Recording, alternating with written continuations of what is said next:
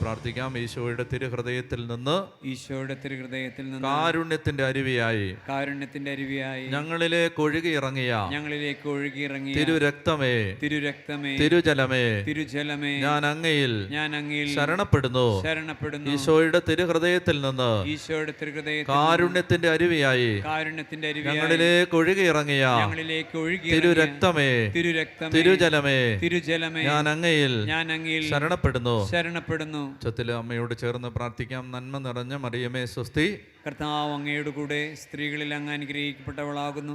അങ്ങയുടെ ഉദരത്തിൻ ഫലമായി ഈശോ അനുഗ്രഹിക്കപ്പെട്ടവനാകുന്നു. പരിശുദ്ധ മറിയമേ തമ്പുരാന്റെ അമ്മേ, പാപികളായ ഞങ്ങൾക്ക് വേണ്ടി ഇപ്പോഴും ഞങ്ങളുടെ മരണസമയത്തും തമ്പുരാനോട് അപേക്ഷിച്ചുകൊള്ളണമേ. ആമേൻ. ശക്തമായിട്ടൊന്ന് കരങ്ങളടിച്ച് സങ്കീർത്തനം 47:1, സങ്കീർത്തനം 47:1, സങ്കീർത്തനം 47:1. ഇരിക്കാം. കർത്താവിനെ തേടിയെത്തുന്ന ജനതയോട് യേശുവിന് വലിയ അനുകമ്പയാണ്. ഞാൻ എന്താ പറഞ്ഞേ? മറന്നുപോയി. എന്താ പറഞ്ഞേ?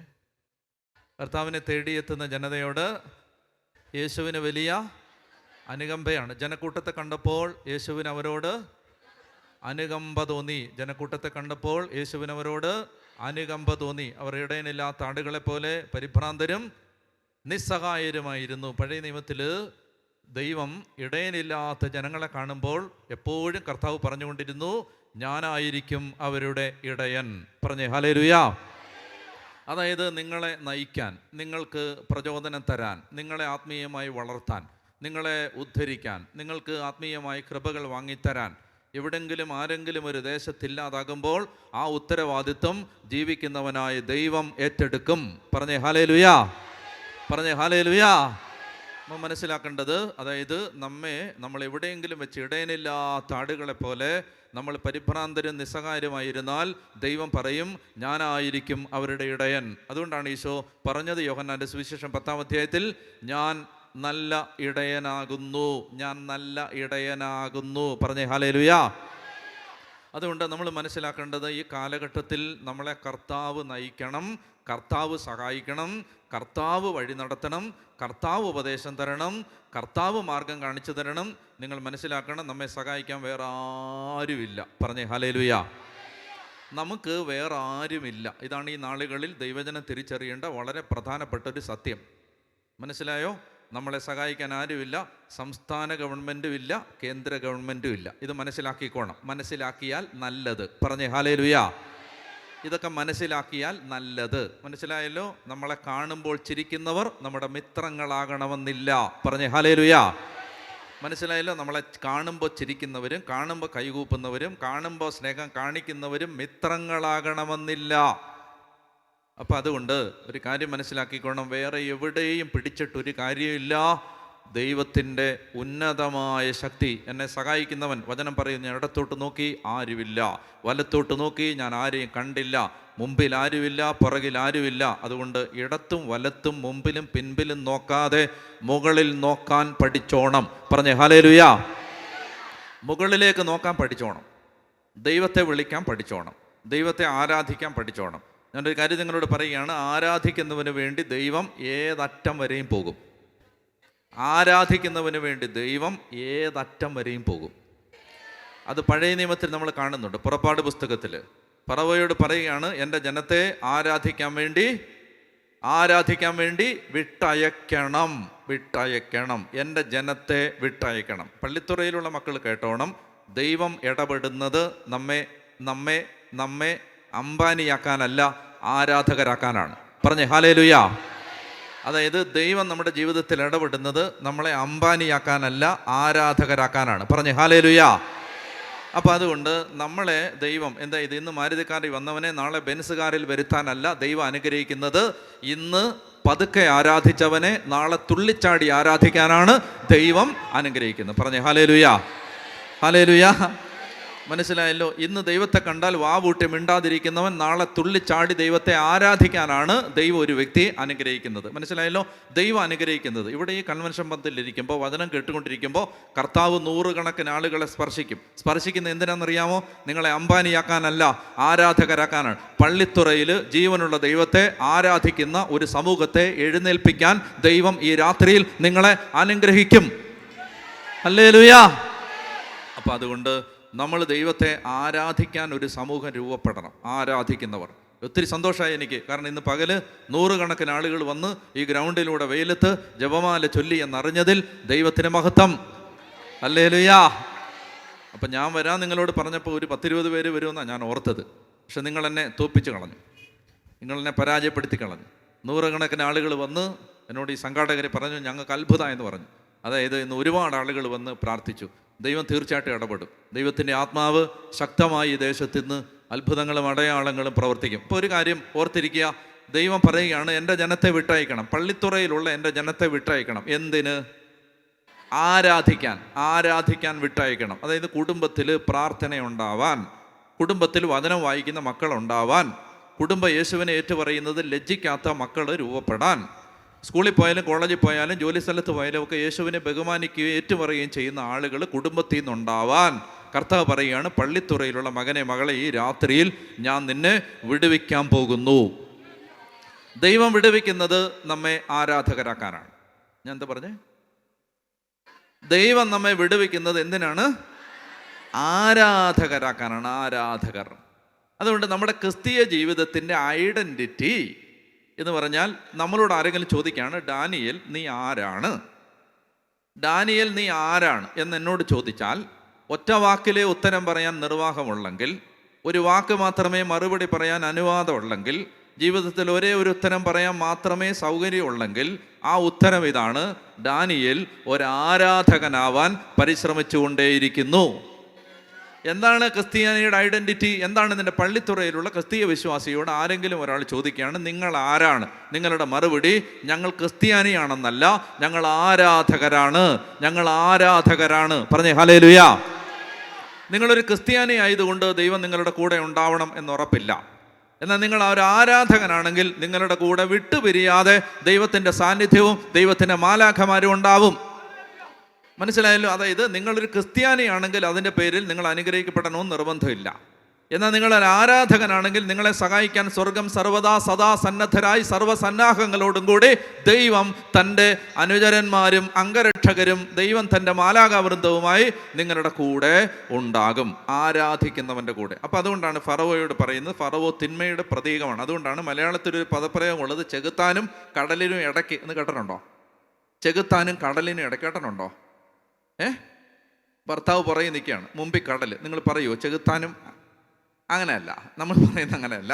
ചെകുത്താനും കടലിനും ഇടയ്ക്കെന്ന് പറഞ്ഞാൽ ആ പദപ്രയോഗം വന്ന എവിടുന്നാണ്? ഫറവോയ്ക്കും കടലിനും ഇടയിൽ. ഫറവോയ്ക്കും കടലിനും ഇടയിൽ. ഫറവോ തിന്മയുടെ പിശാചിൻ്റെ പ്രതീകമാണ്. ദൈവജനത്തെ വിട്ടയക്കാത്ത പിശാചിൻ്റെ പ്രതീകമാണ് ആര്? ഫറവോ. പറഞ്ഞേ ഹല്ലേലൂയ. പറഞ്ഞേ ഹല്ലേലൂയ.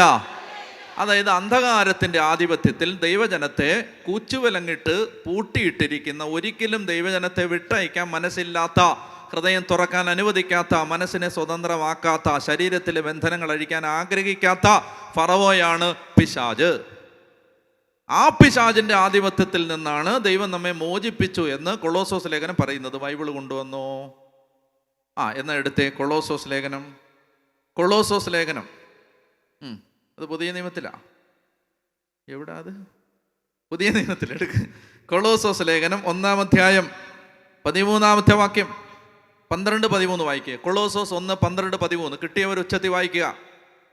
പ്രകാശത്തിൽ വിശുദ്ധരോടൊപ്പം പങ്കുചേരാനുള്ള അവകാശത്തിന് നമ്മെ യോഗ്യരാക്കിയ പിതാവിന് കൃതജ്ഞത അർപ്പിക്കുവിൻ. പ്രകാശത്തിൽ വിശുദ്ധരോടൊപ്പം പങ്കുചേരാനുള്ള അവകാശത്തിന് നമ്മെ യോഗ്യരാക്കിയ പിതാവിന് കൃതജ്ഞത അർപ്പിക്കുവിൻ. 13 അന്ധകാരത്തിൻ്റെ ആധിപത്യത്തിൽ നിന്ന് അവിടുന്ന് നമ്മെ മോചിപ്പിച്ച് അവിടുത്തെ പ്രിയപുത്രന്റെ രാജ്യത്തിലേക്ക് നമ്മെ ആനയിച്ചു. അന്ധകാരത്തിൻ്റെ ആധിപത്യം, ഇതാണ് പിശാചിൻ്റെ ആധിപത്യം. പിശാചിൻ്റെ ആധിപത്യത്തിൽ നിന്ന് ദൈവം നമ്മെ മോചിപ്പിച്ച് തൻ്റെ പുത്രൻ്റെ രാജ്യത്തിലേക്ക് ആനയിച്ചു. ഞാൻ പറയുന്ന പോലെ പറയണം.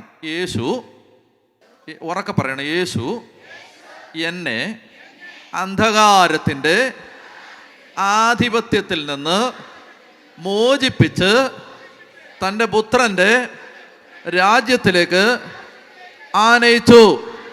ഇനി ഹെബ്രായ ലേഖനം 1-ാം അധ്യായം 18 വാക്യം വായിക്കണം. 18 15 വായിക്കണം. ഹെബ്രായർ 1:15. ഹെബ്രായർ 1:15. ബുക്കും പേനയും കൊണ്ടുവന്നെങ്കിൽ ഇത് എഴുതണം. കൊളോസോസ് 1:12-13 ഇപ്പോൾ വായിച്ചത്. അത് എഴുതിയോ? ഹലോ, എഴുതിയോ? ഇല്ലേ? എഴുത്. കൊളോസോസ് 1:12-13 എഴുതിയോ? ഇനി അടുത്തത് എഴുതണം. ഹെബ്രായർ 1:15. ഹെബ്രായർ 1:15 എഴുതണം. ചേച്ചിയെ എഴുതണം. എഴുതിയോ? എവിടെ? സാരിത്തുമ്പയിൽ എഴുതിയോ? ഉണ്ടോ ബുക്ക്? ഓക്കെ. ഹെബ്രായർ 1, ഹെബ്രായർ 1 എന്നോട് ക്ഷമിക്കൂ. ഹെബ്രായർ 2:15 വെട്ട് 1 വെട്ട്. ഹെബ്രായർ 2:15 വായിക്കാം. ഹെബ്രായർ 2:15. അത് മരണത്തിന്മേൽ അധികാരമുള്ള പിശാചിനെ തൻ്റെ മരണത്താൽ നശിപ്പിച്ച് മരണഭയത്തോടെ ജീവിതകാലം മുഴുവൻ അടിമത്തത്തിൽ കഴിയുന്നവരെ രക്ഷിക്കാനാണ് ദൈവം മനുഷ്യനായത്. സഹോദരങ്ങൾ, ഒരേ മാംസത്തിലും രക്തത്തിലും ഭാഗവാക്കുകളാകുന്നത് പോലെ അവിടുന്ന് നമ്മുടെ രക്തത്തിലും മാംസത്തിലും ഭാഗവാക്കായി. ഹെബ്രായ ലേഖനം പറയുകയാണ്, സഹോദരന്മാര് ഒരപ്പൻ്റെ അമ്മയുടെയും ശരീരത്തിൻ്റെ ഭാഗമായതുപോലെ, ഒരേ മാംസത്തിലും രക്തത്തിലും പങ്കാളിയായതുപോലെ യേശു നമുക്ക് വേണ്ടി മാനവകുലത്തിൻ്റെ മാംസത്തിൻ്റെയും രക്തത്തിൻ്റെയും ഭാഗമായി. എന്ന് പറഞ്ഞാൽ യേശു മനുഷ്യനായി. ശ്രദ്ധിക്കുന്നുണ്ടോ? യേശു മനുഷ്യനായി. എന്തിനാണ് യേശു മനുഷ്യനായത്? എന്തിനാണ് യേശു മനുഷ്യനായത്? 15 വാക്യം. ഏത്? ദൈവം മനുഷ്യനായത്. വായിക്കാം. അത് മരണത്തിൻ്റെ മേൽ അധികാരമുള്ള പിശാചിനെ തൻ്റെ മരണത്താൽ നശിപ്പിച്ച് മരണഭയത്തോടെ ജീവിതകാലം മുഴുവൻ അടിമത്തത്തിൽ കഴിയുന്നവരെ രക്ഷിക്കുന്നതിന് വേണ്ടിയാണ്. മരിക്കാൻ നിങ്ങൾക്ക് ഭയമുണ്ടോ? ഇല്ലേ? മരിക്കാൻ നിങ്ങൾക്ക് പേടിയില്ലേ? എന്താ പേടിയില്ലാത്ത? എങ്ങനെയും ഒന്ന് ഇത് തീർന്നാ മതിയായിരുന്നു. എന്താ കാര്യം? ദൈവമേ, ഈ ദുരിതം, ഈ പങ്കപ്പാട്, ഈ കഷ്ടപ്പാട്, ഈ ദുരിതം, ഇങ്ങേരുടെ കള്ളുകൂടി, ഇടി, വഴക്ക്, ബഹളം, കടം, എങ്ങനെയും ഒന്ന് പോയാൽ മതിയായിരുന്നല്ലേ? കൺവെൻഷൻ കഴിഞ്ഞാണോ? അല്ല. ഓക്കെ. എങ്ങനെയാലും അങ്ങ് പോയ. കൺവെൻഷന് ഇരുന്ന് വചനം കേട്ടുകൊണ്ടിരിക്കുമ്പോൾ പോയ ആളുകളുണ്ട്. സന്തോഷമായോ? പറഞ്ഞേ ഹല്ലേലൂയ. അപ്പൊ ഈ മരിക്കാൻ ഭയമില്ലാത്തത് എന്താണെന്നറിയാമോ? മരണഭയം വിട്ടുപോയി. അതുകൊണ്ടാണ് പൗലോസ് പറയുന്നത്, മരണമേ നിന്റെ ദംശനം എവിടെ? പൗലോസ് പറയാണ്, മരണമേ നിന്റെ ദംശനം എവിടെ? ഫിലിപ്പി ലേഖനത്തിൽ പൗലോസ്ലീഹ പറയും, എടുക്കണ്ട, പൗലോസ്ലീഹ പറയും എന്താണ്? എനിക്ക് മരിച്ച് ക്രിസ്തുവിനോട് കൂടി ആയിരിക്കാനാണ് കൂടുതൽ ഇഷ്ടം. മരിച്ച് യേശു. എന്താണെന്നറിയാമോ? ഈ വിശ്വാസിക്ക് മരണഭയം ഇല്ലാതായി. കാരണം എന്താണ്? മരിച്ചാൽ എത്തുന്നത് എവിടെയാണെന്ന് ഉറപ്പുള്ളത് കൊണ്ട് മരണം ഭയമില്ല. അതുകൊണ്ടാണ് മണിപ്പൂരിലൊക്കെ പച്ചയ്ക്ക് കത്തിച്ചാലും മനുഷ്യന് ഭയമില്ലാത്തത്. മരിച്ചാൽ എവിടെ എത്തുമെന്ന് ഉറപ്പുള്ളത് കൊണ്ടാണ്. നിങ്ങൾക്ക് ഭയപ്പെടുത്താം. ആരെ? മരണഭയമുള്ളവരെ. മരണഭയമില്ലാത്തൊരു ജനതയെ നിങ്ങൾക്ക് ഒന്നും ചെയ്യാൻ പറ്റില്ല. ഒരു ചുക്കും ചെയ്യാൻ പറ്റില്ല. കാരണം മരണഭയം ഇല്ലെന്ന്. മരിച്ചാലിപ്പോൾ എന്ത്? പറഞ്ഞേ ഹല്ലേലൂയ. അതായത് നിങ്ങൾക്ക് പേടിപ്പിക്കാം. ആരെ? മരണഭയം ഉള്ളവരെ. മരണഭയം ഇല്ലാത്തവരോട് കളിക്കുന്നത് സൂക്ഷിച്ചു വേണം. മരണഭയം ഇല്ല. പറഞ്ഞേ ഹല്ലേലൂയ. മരിച്ചാൽ എവിടെ എത്തുമെന്ന് ഉറപ്പുണ്ട്. അതുകൊണ്ട് ഇവിടെ പറയുകയാണ്, യേശു മനുഷ്യനായത് പിശാചിന്റെ അടിമത്തത്തിൽ ആജീവനാന്തം മരണഭയത്തിൽ കഴിയുന്നവരെ രക്ഷിക്കാൻ വേണ്ടിയിട്ടാണ്. അപ്പൊ ഇങ്ങനെ നമ്മളെ അടിമത്തത്തിൽ ഇടുന്ന ഫറവോയുടെ പേരാണ്, അടിമത്തത്തിൽ ഇട്ടിരിക്കുന്ന ഫറവോയുടെ പേരാണ്, വെള്ളം വല്ലതും വേണോ? നമ്മളെ അടിമത്തത്തിൽ ഇടുന്ന ഫറവോയുടെ പേരാണ് പിശാച്. ശാശ്. ആരാ? പിശാച്. ആരാണ്? പിശാച്. പിശാച്. ഈ പിശാചിന്റെ പ്രതീകമാണ് ആര്? ഫറവോ. ആ ഫറവോയോട് ദൈവത്തിൻ്റെ പ്രവാചകനായ മോശ പറയുകയാണ്, എൻ്റെ ജനത്തെ ആരാധിക്കാൻ വിട്ടയക്കണം. എൻ്റെ ജനത്തെ ആരാധിക്കാൻ വിട്ടയക്കണം. അപ്പൊ പിശാചിനോട് യേശു പറയുന്നത്, പള്ളിത്തുറയിൽ ഈ രാത്രി സാത്താനോട് ദൈവം തൻ്റെ ദൂതന്മാരെ അയച്ച് കൽപ്പിക്കുകയാണ്, ഈ രാത്രിയിൽ എൻ്റെ ജനത്തെ വിട്ടയക്കണം. മദ്യപാനത്തിൽ നിന്ന്, ലഹരിയുടെ അടിമത്തത്തിൽ നിന്ന്, ദൈവത്തെ ആരാധിക്കാത്ത അവസ്ഥയിൽ നിന്ന്, ദൈവാരാധന മറന്ന അവസ്ഥയിൽ നിന്ന്, പള്ളി വരാത്ത അവസ്ഥയിൽ നിന്ന്, കുമ്പസാരിക്കാത്ത അവസ്ഥയിൽ നിന്ന്, പാപബന്ധനങ്ങളിൽ കെട്ടിക്കിടക്കുന്ന എൻ്റെ മക്കളെ ഈ രാത്രിയിൽ വിട്ടയക്കണം. ദൈവം പറയാണ് വിട്ടയക്കണം. അപ്പോൾ ഫറവയാകുന്ന പിശാച് പറഞ്ഞു വിട്ടയക്കില്ല, വിട്ടയക്കില്ല. അപ്പൊ ദൈവം എന്ത് ചെയ്തു? ദൈവം 10 മനുഷ്യൻ കണ്ടിട്ടില്ലാത്ത അത്ഭുതങ്ങൾ, മഹാമാരികൾ ആ ദേശത്തിൻ്റെ മേൽ അയച്ചു. ഈജിപ്തിൻ്റെ മേൽ 10 മഹാമാരികൾ അയച്ചു. 10ാമത്തെ മഹാമാരി ഫറവോയുടെ കൊട്ടാരത്തിനകത്ത് സുഖമായിട്ട് പുതച്ചുറങ്ങിക്കൊണ്ടിരുന്ന ഫറവോയുടെ ആദ്യജാതനെ സംഹരിച്ചു സംഹാരദൂതൻ ആ രാത്രിയിൽ. എന്നിട്ട് ആദ്യജാതനെ സംഹരിച്ചിട്ട് ദൈവം ഫറവോയോട് പറഞ്ഞു, എൻ്റെ മകനെ വിട്ടയച്ചില്ലെങ്കിൽ നിന്റെ മകനെ ഞാൻ എടുക്കും. എൻ്റെ മകനെ വിട്ടയച്ചില്ലെങ്കിൽ നിന്റെ മകനെ ഞാൻ സംഹരിക്കും. ഫറവോ വിട്ടയക്കുന്നത് ദൈവം ഇനി ഏതറ്റം വരെയും പോകും എന്ന് ഫറവോയ്ക്ക് മനസ്സിലായപ്പോഴാണ്. ഈ രാത്രി നിങ്ങൾ ഈ ദൈവത്തിൻ്റെ അരുളപ്പാട് കേട്ടുകൊള്ളുക. ദൈവം തന്നെ ആരാധിക്കുന്നവന് വേണ്ടി ഏതറ്റം വരെയും പോകും. നിങ്ങൾ ഈ ലോകത്ത് ഒരു മനുഷ്യനെയും ഭയപ്പെടേണ്ടതില്ല. ഒരു മനുഷ്യനെയും. നിങ്ങൾ ഒരാരാധകനാണെങ്കിൽ നിങ്ങൾ ലോകത്തെ ഒരു മനുഷ്യനെയും ഭയപ്പെടേണ്ട കാര്യമില്ല. ഒരു മനുഷ്യനെയും. മനസ്സിലായോ? അതുകൊണ്ടാണ് നിയമാവർത്തനം 28-ാം അധ്യായത്തിൽ വചനം പറയുന്നുണ്ട്. നിയമാവർത്തനം 28:10. പെട്ടെന്ന് വായിക്കാം. നിയമാവർത്തനം 28:10. നിയമാവർത്തനം 28:10. കർത്താവിൻ്റെ നാമം നീ വഹിക്കുന്നത് കാണുമ്പോൾ ഭൂമുഖത്തുള്ള സകല മനുഷ്യരും നിന്നെ ഭയപ്പെടും. കേൾക്കുന്നുണ്ടോ? ഇത് നിയമാവർത്തനം 28:10 എഴുതിയോ? നിയമാവർത്തനം 28:10 എന്താണ്? കർത്താവിൻ്റെ നാമം നീ വഹിക്കുന്നത് കാണുമ്പോൾ ഭൂമുഖത്തുള്ള സകല മനുഷ്യരും നിന്നെ ഭയപ്പെടും. പറഞ്ഞേ ഹല്ലേലൂയാ. ഭൂമുഖത്തുള്ള സകല മനുഷ്യരും നിന്നെ ഭയപ്പെടും. ഭയപ്പെടും. ഞാൻ ഒരു കാര്യം പറയട്ടെ. സുഖമാണോ നിങ്ങൾക്ക്? സുഖമാണോ? ആണ്. സുഖമാണല്ലേ? സന്തോഷമല്ലേ? ഈ ബൈബിൾ കൊണ്ടുവന്നവരൊന്ന് കൈവക്കിക്കേ. കൊണ്ടുവരാത്തവർ ദയവ് ചെയ്ത് കൈവക്കരുത്. കൊണ്ടുവരാത്ത സഹോദരി സഹോദരന്മാരോട് എനിക്ക് പറയാനുള്ളത്, ഒരു ചെറിയ കാര്യം അനുസരിക്കുന്നവന് വലിയ പ്രതിഫലമുണ്ട്. അനുസരിക്കാത്ത ഒരെണ്ണത്തിനും അത് കിട്ടില്ല എന്ന് അറിയിക്കാൻ ഞാൻ ആഗ്രഹിക്കുന്നു. മാനമര്യാദയ്ക്ക് ഇന്നലെ ഞാൻ പറഞ്ഞാണോ കൊണ്ടുവരണമെന്ന്? എന്നിട്ട് കൈ വീശിങ്ങ് പോരുന്നു. അതോ വീട്ടിൽ ഒരു ബൈബിളേ ഉള്ളോ? വായിക്കാൻ അറിയത്തില്ലേലും കൊണ്ടുവരണം. എന്താണെന്നറിയാമോ? ചേച്ചിക്ക് വേണ്ടി ഞാനൊരു ദൂത് പറയാം. എന്താണെന്നറിയാം? ചേച്ചിക്ക് ഒരക്ഷരം വായിക്കാൻ അറിയത്തില്ലേലും ഇതെടുത്ത് കൈ പിടിച്ചോണം. പിടിച്ചതിൻ്റെ പേരിൽ ചേച്ചി അനുഗ്രഹിക്കപ്പെടും.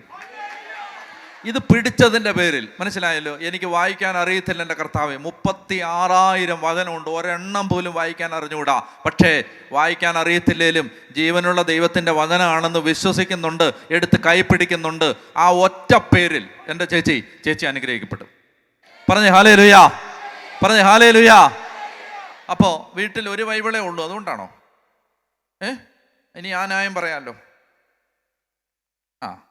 അപ്പോൾ ഇല്ലാത്ത ഒരുപാട് പേരെ ഞാൻ കാണുന്നുണ്ട്. അതുകൊണ്ട് അവരോട് ഞാൻ പറയുകയാണ്, ഒരു ചെറിയ കാര്യം അനുസരിച്ചാൽ ദൈവം വലിയ പ്രതിഫലം തരും. മനസ്സിലായ? നാണക്കേടായിരിക്കും ചിലപ്പോൾ ബൈബിളൊക്കെ പിടിച്ചുകൊണ്ട് വരാൻ. പക്ഷേ ഈ നാണക്കേട് സഹിക്കണം. കർത്താവിൻ്റെ പേരിൽ ഇറങ്ങിയതല്ലേ, പിന്നെന്താ ഈ ബൈബിൾ എടുക്കാൻ ഒരു മടി? ഒരു കാലത്ത് ദൈവമേ എന്ന് പറഞ്ഞ് ഇറങ്ങിയതല്ലേ, പിന്നെന്തിനാ ഇത് പഠിക്കാനൊരു മടി? ഇത് പിടിച്ച് പഠിക്കണം. നാളെ വരുമ്പോൾ ബൈബിളും കൊണ്ട് ആയിരക്കണക്കിന് ആളുകൾ ഈ പരിസര പ്രദേശത്തൂടെ ഇങ്ങനെ നടന്നു വരുന്നത് കാണുമ്പോൾ സാത്താൻ നാണിച്ച് തലകുനിക്കണം. പറഞ്ഞേ ഹല്ലേലൂയാ. കേട്ടല്ലോ? ഇല്ലാതെ വന്നിരിക്കരുത്. ഞാൻ ഇല്ലാത്ത അനേകം പേരെ കാണുന്നുണ്ട്. ചില ബഹുമാനപ്പെട്ടവരെയും കാണുന്നുണ്ട്, ഇല്ലാത്തവർ. പറഞ്ഞേ ഹല്ലേലൂയാ. പറഞ്ഞേ ഹല്ലേലൂയാ. നാണക്കേടാണ് ബൈബിളില്ലാതെ വന്നിരിക്കരുത്. പറഞ്ഞേ ഹല്ലേലൂയ, പറഞ്ഞേ ഹല്ലേലൂയ. അപ്പൊ ശ്രദ്ധിക്കുക, നിയമാവർത്തനം 28:10 ഉറക്കെ വായിച്ചേ.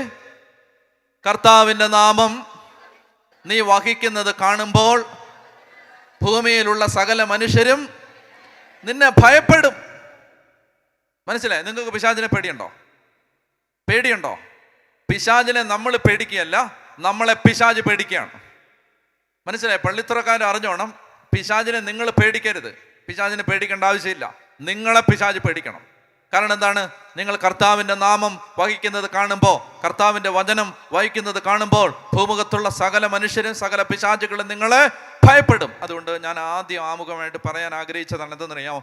ആരാധകരാവണം എന്ന് പറഞ്ഞാൽ എല്ലാം മറന്ന് ദൈവത്തെ സ്തുതിക്കണം. അടുത്ത് നിൽക്കുന്നവരൊന്നും നോക്കരുത്. സ്തുതിക്കാൻ പറയുമ്പോൾ വിട്ടുകൊടുത്ത് സ്തുതിക്കണം, പ്രാർത്ഥിക്കാൻ പറയുമ്പോൾ വിട്ടുകൊടുത്ത് പ്രാർത്ഥിക്കണം, എല്ലാം മറന്ന് ആരാധിക്കണം. അങ്ങനെ ആരാധിക്കുന്നവന് വേണ്ടി ദൈവം ഏതറ്റം വരെയും പോകും. മനസ്സിലായോ? അങ്ങനെ ഒരാൾ ഇങ്ങനെ കൈവക്കിയിട്ട് എൻ്റെ കർത്താവേ നീ വരണേന്ന് പറഞ്ഞാൽ വരും. പറഞ്ഞേ ഹല്ലേലൂയ. മനസ്സിലായല്ലോ? കാരണം ആരാധിക്കുന്നവൻ വിളിക്കാൻ ദൈവം ഇങ്ങനെ നോക്കി. അതാണ് ഈ പൗലോസും സീലാസും. അപ്പസ്തോല പ്രവർത്തനം 16 അതെടുക്ക്. അപ്പസ്തോല പ്രവർത്തനം 16, അപ്പസ്തോല പ്രവർത്തനങ്ങൾ 16 കിട്ടിയോ? 16-ാം അധ്യായത്തിൽ പൗലോസും സീലാസും ഫിലിപ്പി എന്ന് പറയുന്ന ഒരു നഗരത്തിലെത്തി. അപ്പസ്തോല പ്രവർത്തനം 16-ാം അധ്യായം. അവരെന്ത് ചെയ്തു? ഫിലിപ്പി എന്ന് പറയുന്ന ഒരു നഗരത്തിൽ എത്തി. ആ നഗരത്തിലെത്തിയിട്ട് അവരെന്ത് ചെയ്തു? അവിടെ നഗരത്തിൽ സാധാരണഗതിയിൽ പൗലോസും സീലാസും ഒരു നഗരത്തിലെത്തിയാൽ അവരാദ്യം സുവിശേഷം പ്രസംഗിക്കാൻ വേണ്ടി പോകുന്നത് എവിടെയായിരുന്നു എന്നറിയാമോ? യഹൂദന്മാരുടെ സിനഗോഗുകളിലായിരുന്നു. പൗലോസും സീലാസും ഇപ്പോൾ പള്ളിത്തുറയിൽ വന്നാൽ, പൗലോസും സീലാസ് ആദ്യമായിട്ട് ഇവരുടെ ക്രിസ്ത്യാനികളൊന്നും ഇല്ല, പള്ളിത്തുറയിൽ വരികയാണ്. പൗലോസും സീലാസും വന്നിറങ്ങി, കപ്പലിറങ്ങി കഴിഞ്ഞാൽ അവർ ആദ്യം തിരക്കുന്നത് യഹൂദന്മാരുടെ സിനഗോഗ് എവിടെയെങ്കിലും ഉണ്ടോ എന്നായിരുന്നു. അപ്പോൾ പള്ളിത്തുറയിൽ അവർ വന്നപ്പോൾ, ഫിലിപ്പിയിൽ വന്നപ്പോൾ പൗലോസും സീലാസും തിരക്കി യഹൂദന്മാരുടെ സിനഗോഗ് എവിടെയെങ്കിലും ഉണ്ടോ. അപ്പോൾ അവർ പറഞ്ഞു സിനഗോഗ് ഇല്ല. അപ്പോൾ പിന്നെ സിനഗോഗ് ഇല്ലാത്തത് കൊണ്ട് പ്രാർത്ഥിക്കാൻ വേണ്ടി എവിടെയാണ് ഒരു സ്ഥലമെന്ന് അന്വേഷിച്ചപ്പോൾ നദീതീരത്ത് കുറച്ച് ചേച്ചിമാർ കൂടി പ്രാർത്ഥിക്കുന്ന ഒരു സ്ഥലമുണ്ടെന്ന് കേട്ടു. ആ ചേച്ചിമാരുടെ പ്രയർ ഗ്രൂപ്പിന്റെ ലീഡറിന്റെ പേരായിരുന്നു ലിദിയ. എന്തായിരുന്നു പേര്? ലിദിയ. അപ്പൊ ലിദിയ എന്ന് പറയുന്ന പട്ട് വിൽപ്പനക്കാരിയായ സ്ത്രീ, കുറച്ച് സ്ത്രീകളും ഒരുമിച്ച് പ്രാർത്ഥിച്ചുകൊണ്ടിരുന്ന സ്ഥലമാണ് ഈ നദീതീരത്തെ പ്രാർത്ഥനാ കേന്ദ്രം. ആ പ്രാർത്ഥനാ കേന്ദ്രം ഉണ്ടെന്ന് കേട്ടപ്പോൾ അദ്ദേഹം അവിടേക്ക് പോയി. അങ്ങനെ ഈ തിയത്തീറ പട്ടണത്തിൽ നിന്ന് വന്നവളും പട്ടുവിൽപ്പനക്കാരിയുമായ ലിദിയ എന്ന് പറയുന്ന സ്ത്രീയും മറ്റു ചില സ്ത്രീകളുമൊക്കെ ഒരുമിച്ച് പ്രാർത്ഥിച്ചുകൊണ്ടിരുന്ന നദീതീരത്തെ പ്രാർത്ഥനാ കേന്ദ്രത്തിലേക്ക് ചെന്ന് എല്ലാ ദിവസവും പൗലോസും സീലാസും പ്രാർത്ഥിക്കുക പതിവായിരുന്നു. അങ്ങനെ ഒരു ദിവസം വൈകുന്നേരം പൗലോസും സീലാസും കൂടി പ്രാർത്ഥിക്കാൻ ഈ പ്രാർത്ഥനാ കേന്ദ്രത്തിലേക്ക് പോകുമ്പോൾ, വായിക്കാം, അപ്പസ്തോല പ്രവർത്തനങ്ങൾ 16-ാം അധ്യായം 16-ാമത്തെ വാക്യം വായിക്കാം. ഞങ്ങൾ പ്രാർത്ഥനാ കേന്ദ്രത്തിലേക്ക് പോകുമ്പോൾ ബാക്കി കേട്ടില്ല. ഭാവി ഫലം പ്രവചിക്കുന്ന ആത്മാവ്, എന്താത്മാവ്? പരിശുദ്ധാത്മാവ് ആണോ? പിശാജ് ദുരാത്മാവ് ബാധിച്ച ഒരടിമ പെൺകുട്ടിയെ കണ്ടു. ഭാവി പ്രവചനം വഴി അവൾ തൻ്റെ യജമാനന്മാർക്ക് വളരെ ആദായമുണ്ടാക്കിയിരുന്നു. പിശാച് ബാധിച്ച് പെൺകുട്ടിയെ കൊണ്ട് ആളുകളുടെ ഭാവി പറയിപ്പിച്ചിട്ട് അവരുടെ ഉടമസ്ഥന്മാർ ധാരാളം പണമുണ്ടാക്കിയിരുന്നു. അടുത്ത വാക്യം, അവൾ പൗലോസിൻ്റെയും ഞങ്ങളുടെയും പുറകെ വന്ന് വിളിച്ചു പറഞ്ഞു, ഈ മനുഷ്യർ അത്യുന്നതനായ ദൈവത്തിൻ്റെ ദാസന്മാരാണ്. ആരാണ് പറയുന്നത്? ഇതാരാണ് വിളിച്ചു പറയുന്നത്? ആരാണ് വിളിച്ചു പറയുന്നത്? ദുരാത്മാവ് ബാധിച്ച പെൺകുട്ടി അല്ല. പിന്നെ ആരായി പറയുന്നത്? ഈ ദുരാത്മാവാണ് പറയുന്നത്. അതായത് ഒരു ദൈവ മനുഷ്യനെ ഒരു നഗരത്തിൽ കാണുമ്പോൾ പിശാച് പറയുകയാണ്, ഇവർ അത്യുന്നതനായ ദൈവത്തിന്റെ ദാസന്മാരാണ്, പേടിക്കണം. മനസ്സിലായോ? ഈ പെൺകുട്ടിയല്ലേ പറയുന്നത്. പെൺകുട്ടിയിൽ പ്രവർത്തിക്കുന്ന പിശാച് പറയുകയാണ്, ഇവർ ദൈവത്തെ ആരാധിക്കുന്നവരാണ്, സൂക്ഷിക്കണം. അതുകൊണ്ട് പുറകെ നടന്ന് ശല്യം ചെയ്യാൻ പോവാണ്. ഉറക്കെ പറഞ്ഞേ ഹല്ലേലൂയ. അപ്പോ പറയുകയാണ്, അവൾ പൗലോസിന്റെയും ഞങ്ങളുടെയും പുറകെ വന്ന് വിളിച്ചു പറഞ്ഞു, ഈ മനുഷ്യർ അത്യുന്നതനായ ദൈവത്തിന്റെ ദാസന്മാരാണ്, അവർ നിങ്ങളോട് രക്ഷയുടെ മാർഗം കണ്ടോ, അവർ നിങ്ങളോട് രക്ഷയുടെ മാർഗം. സാത്താൻ 2 കാര്യങ്ങളാണ് ചെയ്യുന്നത്. ശ്രദ്ധിക്കുക, സാത്താന് പ്രധാനമായും 2 പ്രവർത്തനങ്ങളാണുള്ളത്. ഒന്ന്, നിങ്ങൾ ഒരിക്കലും യേശുവിനെ അറിയാതിരിക്കാൻ സാത്താൻ സർവ്വ പരിശ്രമങ്ങളും നടത്തിക്കൊണ്ടിരിക്കുന്നു. ഒന്ന്, യേശുവിനെ അറിയാത്ത ഒരാൾ ഒരിക്കലും യേശുവിനെ അറിയാതിരിക്കാൻ സാത്താൻ സർവ്വ പ്രയത്നങ്ങളും 24 മണിക്കൂറും 365 ദിവസവും കടയടയ്ക്കാതെ പ്രവർത്തിച്ചുകൊണ്ടിരിക്കുന്നു. അതുകൊണ്ടാണ് സഭയിൽ ദൈവനിയോഗം കിട്ടിയവർ പോലും സുവിശേഷം പ്രസംഗിക്കാത്തത്. എന്താ കാരണം? സാത്താന് നല്ല പ്രവർത്തിച്ച് മുടക്കി വെച്ചിരിക്കുകയാണ്. പറഞ്ഞേ ഹല്ലേലൂയ. മനസ്സിലായോ? കർത്താവിനെ പ്രഘോഷിക്കാൻ നിയോഗം കിട്ടിയവർ പോലും ആരോട് സുവിശേഷം പറയാത്തതിൻ്റെ കാരണം എന്താണ്? സാത്താൻ നല്ലതുപോലെ അടിമയാക്കി വെച്ചിരിക്കുകയാണ്, നാവിനെ കെട്ടിയിട്ടിരിക്കുകയാണ്. അതായത് ലോകത്തൊരു മനുഷ്യന് യേശുവിനെ രക്ഷയുടെ മാർഗം അറിയരുതെന്ന് സാത്താന് നിർബന്ധമുണ്ട്. അത് നമ്മൾ മിണ്ടായിരിക്കുന്നേ. ഒന്ന്.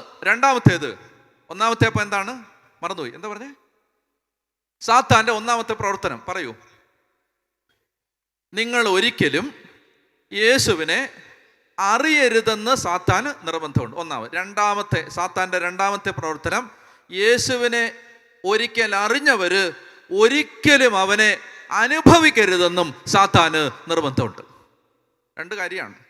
ഒന്ന്, നിങ്ങൾ ഒരിക്കലും യേശുവിനെ അറിയരുത്. രണ്ട്, അറിഞ്ഞവരൊരിക്കലും യേശുവിനെ അനുഭവിക്കരുത്.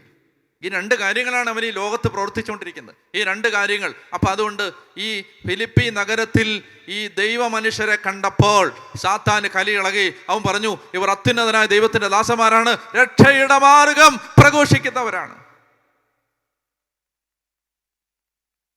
നിങ്ങൾ രണ്ട് കാര്യങ്ങൾ അറിയുക. ഒന്ന്, നിങ്ങൾ ദൈവത്തിൻ്റെ സുവിശേഷത്തിൻ്റെ പ്രഘോഷകരാണെങ്കിൽ നിങ്ങളോട് സ്വർഗത്തിന് വലിയ സ്നേഹവും പിശാചിന് വലിയ ഇഷ്ടക്കേടുമുണ്ട്. പിശാചിന് നിങ്ങളെക്കുറിച്ച് വലിയ ഭയമുണ്ട്, ദൈവത്തിന് നിങ്ങളെക്കുറിച്ച് വലിയ അഭിമാനമുണ്ട്. പറഞ്ഞേ ഹല്ലേലൂയ. അപ്പോൾ അതുകൊണ്ട് ശ്രദ്ധിച്ച് കേൾക്കുക. അങ്ങനെ അവർ അത്യുന്നതനായ ദൈവത്തിൻ്റെ ദാസന്മാരാണ്, അവർ നിങ്ങളോട് രക്ഷയുടെ മാർഗം പ്രഘോഷിക്കും. അടുത്ത വാക്യം, പല ദിവസങ്ങൾ അവൾ ഇപ്രകാരം ചെയ്തു. ഒരു ദിവസമല്ല, എല്ലാ ദിവസവും വൈകുന്നേരം ഈ പ്രാർത്ഥനാ കേന്ദ്രത്തിലേക്ക് പൗലോസും സീലാസും ലൂക്കായും ടീം അംഗങ്ങളും പൊക്കൊണ്ടിരിക്കുന്ന സമയത്ത് ഈ ദുരാത്മാവ് ബാധിച്ച പെൺകുട്ടി ഇവരെ കണ്ടാൽ ഉടനെ ഓടി വന്നിട്ട് ഇവർ യേശുവിൻ്റെ ദാസന്മാരാണ്, ഇവർ രക്ഷ പ്രസംഗിക്കുന്നവരാണ്, ശല്യപ്പെടുത്തിക്കൊണ്ടിരിക്കുകയാണ്. അടുത്ത വാക്യം, പല ദിവസങ്ങൾ അവൾ ഇപ്രകാരം ചെയ്തു. പൗലോസിനെ ഇത് അസഹ്യപ്പെടുത്തി. അവൻ തിരിഞ്ഞ് അവളിലെ ആത്മാവിനോട് പറഞ്ഞു, അവളിൽ നിന്ന് പുറത്തു പോകാൻ യേശുക്രിസ്തുവിൻ്റെ നാമത്തിൽ നിന്നോട് ഞാൻ ആജ്ഞാപിക്കുന്നു. തൽക്ഷണം അത് പുറത്തുപോയി.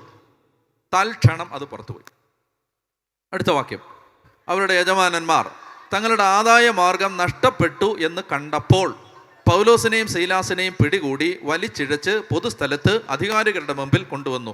അവർ അവരെ ന്യായാധിപന്മാരുടെ മുമ്പിൽ കൊണ്ടുവന്ന് ഇപ്രകാരം പറഞ്ഞു, യഹൂദന്മാരായ ഇവർ നമ്മുടെ നഗരത്തെ അസ്വസ്ഥമാക്കുന്നു. റോമാക്കാരായി നമുക്ക് നിയമപ്രകാരം അംഗീകരിക്കാനോ അനുഷ്ഠിക്കാനോ പാടില്ലാത്ത ആചാരങ്ങളെക്കുറിച്ച് ഇവർ പ്രസംഗിച്ച് നടക്കുന്നു. ജനക്കൂട്ടം ഒന്നാകെ അവർക്കെതിരായി ഇളകി വസ്ത്രങ്ങൾ ഉരിഞ്ഞുമാറ്റി അവരെ പ്രകരിക്കാൻ ന്യായാധിപന്മാർ കൽപ്പന നൽകി. അവർ അവരെ വളരെയധികം പ്രകരിച്ചതിന് ശേഷം കാരാഗൃഹത്തിലടച്ചു. അവർക്ക് ശ്രദ്ധാപൂർവ്വം കാവൽ നിൽക്കാൻ പാറാവുകാരനോട് നിർദ്ദേശവും കൊടുത്തു. അവൻ കൽപ്പന പ്രകാരം അവരെ കാരാഗൃഹത്തിൻ്റെ ഉള്ളറയിലാക്കി കാലുകൾക്ക് ആമം വച്ചു. മനസ്സിലായല്ലോ? കള്ളി മുറുകി, പിശാച് അങ്ങോട്ട് പുറത്തുപോയി.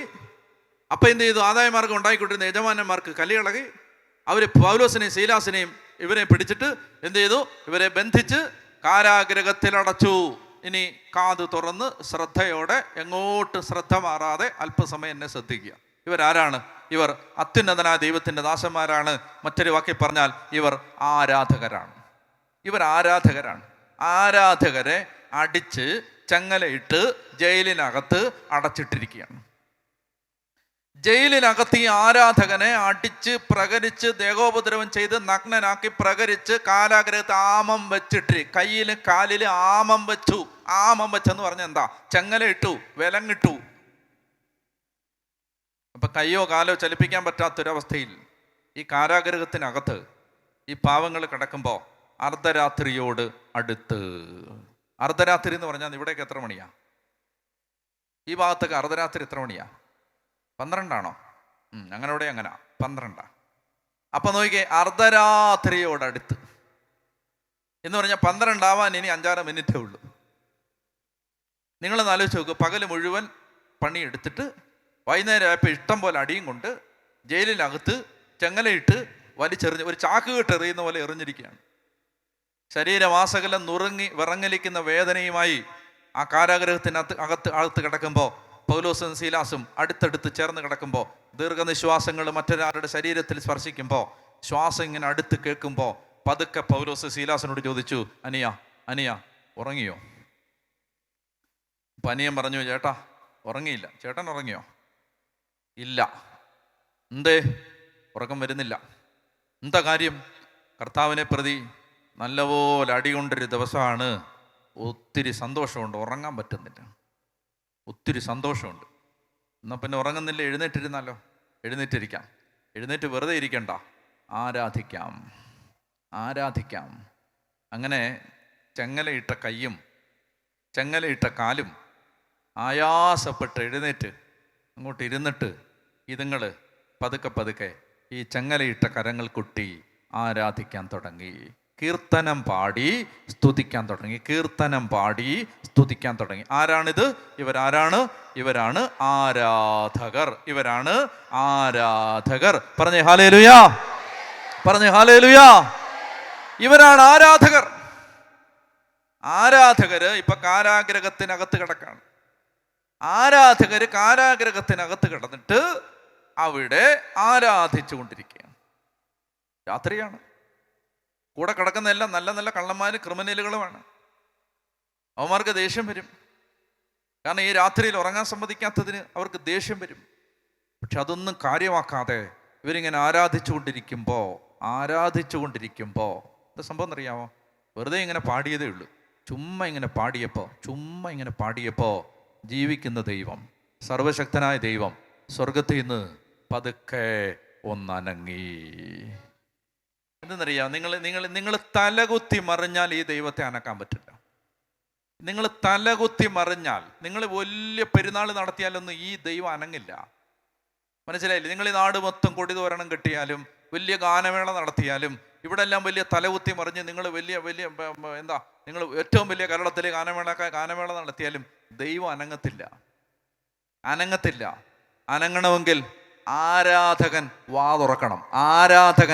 തുറക്കണം. മനസ്സിലായോ? ദൈവം അനങ്ങണം. ചുമ്മാ ഒന്നും ദൈവം അനങ്ങില്ല. വെറുതെ ഇങ്ങനെ ചപ്പളാച്ചടിച്ചാലൊന്നും ദൈവം അനങ്ങത്തില്ല. ദൈവം അനങ്ങണമെങ്കിൽ ആരാധിക്കുന്നവൻ വാ തുറക്കണം. പറഞ്ഞേ ഹല്ലേലൂയാ. ഈ ജയിലിനകത്ത് കിടന്നിട്ട് ഇതുങ്ങൾ ഈ ചങ്ങലയിട്ട കരങ്ങൾ കൊട്ടി കീർത്തനം പാടി ദൈവത്തെ സ്തുതിച്ചു കൊണ്ടിരിക്കുമ്പോൾ, ഇത് ഇവർ കിടക്കുന്നത് ഫിലിപ്പി എന്ന് പറയുന്നത് റോമൻ നഗരമാണ്. ഒരു മിനി റോമാണ് ഫിലിപ്പി.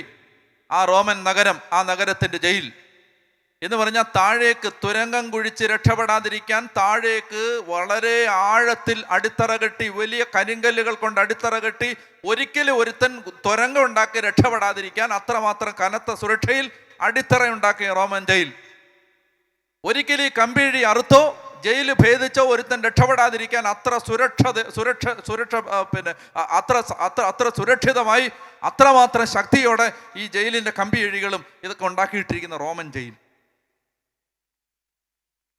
അത് ഞാൻ പറയുന്നത് എന്തെന്നറിയാമോ? ഇത് നിങ്ങൾ ആരാധിച്ചുകൊണ്ടിരുന്ന സമയത്ത് കാരാഗ്രഹത്തിന്റെ 4 കമ്പി ഒടിഞ്ഞെന്നല്ല, അടിത്തറ ഇളകി. അടിത്തറ എവിടെ ഇളയെന്നറിയാം? അടിത്തറ എന്ന് പറഞ്ഞാൽ ഒരിക്കലും ഇളകാതിരിക്കാൻ, ഒരിക്കലും ഇളകില്ല എന്ന് പറഞ്ഞ് റോമാക്കാരുണ്ടാക്കിയ ജയിലിന്റെ അടിത്തറ 4 വരി പാട്ടിനിളക്കാൻ പറ്റുമെങ്കിൽ നീ ആരാധിച്ചോണം. നിങ്ങൾക്ക് മനസ്സിലാവും? 4 വരി പാട്ടിന് ഒരു ജയിലിന്റെ അടിത്തറ ഇളക്കാം. പറഞ്ഞേ ഹല്ലേലൂയാ. 4 വരി പാട്ടിന് ഒരു ജയിലിന്റെ അടിത്തറ ഇളക്കാം. നമ്മൾ പറയുകയാണ് ഇത് വർഷങ്ങളായി, 50 കൊല്ലമായി, 25 കൊല്ലമായി, ഇത്രയും നാളായിട്ട് ഇത് മാറാത്തത്, ഇത് മാറുമോ? നീ ആരാധകനായാൽ ഈ ആരാധകന് വേണ്ടി ദൈവം എന്തും ചെയ്യും. അതുകൊണ്ട് ഞാൻ നിങ്ങളെ ഓർമ്മിപ്പിക്കുകയാണ്, ഇത് പ്രവചനമാണ്. കേൾക്കാൻ ചെവിയുള്ളവൻ കേൾക്കട്ടെ. അതായത് നമ്മളെ സഹായിക്കാൻ ഒരുത്തനും ഉണ്ടാവില്ല ദൈവമല്ലാതെ. അതുകൊണ്ട് ഇങ്ങനെ തെക്കും വടക്കും നടക്കുന്ന സമയത്ത് മുട്ടുകുത്താൻ പഠിച്ചോണം. മനസ്സിലായല്ലോ? വേറെ ഒരുത്തനും ഉണ്ടാവില്ല. നീ ഒരു ഓഫീസിൽ ചെല്ലുമ്പോൾ, പഞ്ചായത്തിൽ ചെല്ലുമ്പോൾ, മുനിസിപ്പാലിറ്റി ചെല്ലുമ്പോൾ, കോർപ്പറേഷനിൽ ചെല്ലുമ്പോൾ, വില്ലേജിൽ ചെല്ലുമ്പോൾ ഒരുത്തനും ഉണ്ടാവില്ല. മനസ്സിലായില്ലേ? ഈ നാടെന്ന് പറഞ്ഞാൽ അങ്ങനായി. കാശ് കൊടുക്കുന്നവന് കാര്യം നടക്കുന്ന നാട്, കയ്യൂക്കുള്ളവന് കാര്യം നടക്കുന്ന നാട്, അഴിമതി കാണിക്കുന്നവന് ജീവിക്കാൻ കൊള്ളാവുന്ന നാട്, അല്ലാത്തൊരു നാടല്ലത്. അപ്പം ഈ നാട്ടിൽ വിശ്വാസിക്ക് ജീവിക്കണമെങ്കിൽ ദൈവം ഇറങ്ങി വന്നാലേ പറ്റൂ. അതുകൊണ്ട് എന്ത് ചെയ്യണമെന്നറിയാമോ? ആരാധിക്കാൻ പഠിച്ചോണം. പള്ളിയിലൊക്കെ കുർബാനയുള്ളപ്പോൾ ഓടിക്കോണം, പോയി മുട്ടുകുത്തിക്കോണം, ദൈവത്തെ ആരാധിച്ചോണം. ആരാധിക്കുന്നതിന് ദൈവം ഏതറ്റം വരും. ഒന്ന് എഴുന്നേറ്റേ. നമുക്കതുകൊണ്ട് ശക്തമായിട്ട് കർത്താവേ ദേശത്തെ മുഴുവൻ വിടുവിക്കണം. കുഞ്ഞുങ്ങൾ, യുവതീവാക്കന്മാർ, എന്തെന്നറിയാമോ? നമ്മുടെ ചെറിയ ക്ലാസ്സുകളിൽ നമ്മുടെ സ്കൂൾ കുട്ടികളുടെ വായിൽ ഈ കഞ്ചാവ് വെച്ച് കൊടുക്കുന്ന കാലമാണിത്. നമ്മളറിയുന്നില്ല. നമ്മുടെ കുഞ്ഞുങ്ങൾ സ്കൂളിൽ നിന്ന് തിരിച്ചു വരുമ്പോൾ അവരൊരു മാസ്മരിക മയക്കത്തിലാണ് മടങ്ങി വരുന്നത്. അവരുടെ വായിലേക്ക് ഇതാ ഈ കഞ്ചാവ് മാഫിയ കഞ്ചാവ് ലഹരി മരുന്ന് വെച്ച് കൊടുക്കുന്ന കാലമാണിത്. മനസ്സിലായോ? മക്കളെ കൊണ്ട് ജീവിക്കാം, മക്കളെ കൊണ്ട് സമാധാനം ഉണ്ടാവും എന്നൊക്കെ കരുതി ഇരിക്കുക. മക്കൾക്ക് സുബോധം ഉണ്ടായിട്ട് വേണ്ടേ? നിങ്ങൾ വായിക്കുന്നില്ലേ പത്രങ്ങൾ? അപ്പനെ അമ്മയും വെട്ടിക്കൊല്ലുന്ന മക്കള്, സുബോധമില്ലാത്ത മക്കള്. എന്താ കാണിക്കുന്നതെന്ന് ഒരു സുബോധമില്ല. എന്താ കാര്യം? അവരെ കുറ്റം പറഞ്ഞിട്ട് കാര്യമില്ല. ചെറിയ പ്രായത്തിലെ അവൻ്റെ വായിലേക്ക്, അതായത് അവനെ കാത്തു നിൽക്കുകയാണ്. സ്കൂളിൻ്റെ ഗേറ്റിന് വെളിയിൽ ലഹരി കൊടുത്ത് സ്വീകരിക്കാൻ കാത്തു നിൽക്കുന്ന മാഫിയകൾ. ഇതാണ് നാട്. ഇവിടെങ്ങും ആര് സഹായിക്കാൻ വരുമെന്നൊന്നും ഓർത്തേക്കരുത്. ഒറ്റ കാര്യമുള്ളൂ, ദൈവത്തെ വിളിച്ചോണം. 10 പേരെങ്കിൽ 10 പേര്, 50 പേരെങ്കിൽ 50 പേര്. ദൈവത്തെ വിളിച്ചാൽ ജീവിക്കുന്ന ദൈവം ഇറങ്ങി വന്ന് സഹായിക്കും.